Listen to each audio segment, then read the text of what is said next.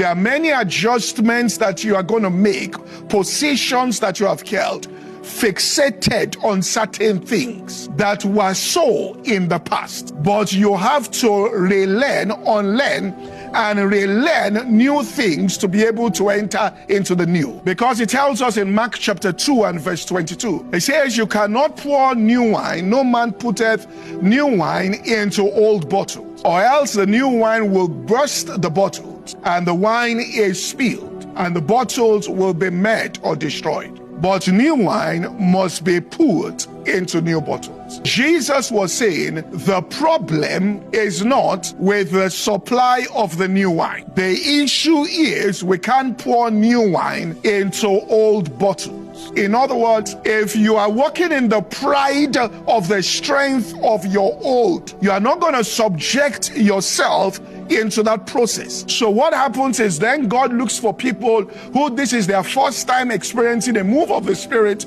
because then they are still elastic, they haven't formed. So usually it goes to the younger generation that are still that way and open, and pours it there and moves it up, and then he wants to say, look, let's get some level of maturity. Let's have mature people being able to handle new wine, so at least they have institutional memory and knowledge. But the problem is people get fixated on that, and it's a challenge with God, for God. And then he has to look for new people again and young people.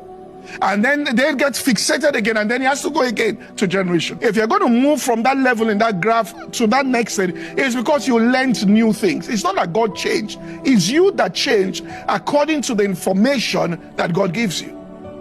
So when God was going to move to the Gentiles, he had a lot of problems with the Jews. The apostles there who were custodians of the oracles of God, because it's an issue.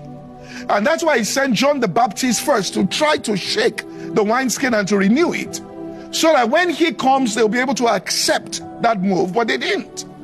And they didn't because they were speaking about, we have Abraham as our father. They were talking about Moses. They were talking about Elijah. And even God had to use them in the time of prayer when Elijah and Moses appeared to Jesus. And he said, she will build tabernacles for them, was trying to show them the superiority of Jesus' ministry. He said, no tabernacles for the other two. This is my son in whom I'm well pleased. Hear ye him. He has the order. In other words, what he says is what holds now. So the wineskin has to be made flexible again, or renewed. Then again, it does that periodically, and it's called the renewal.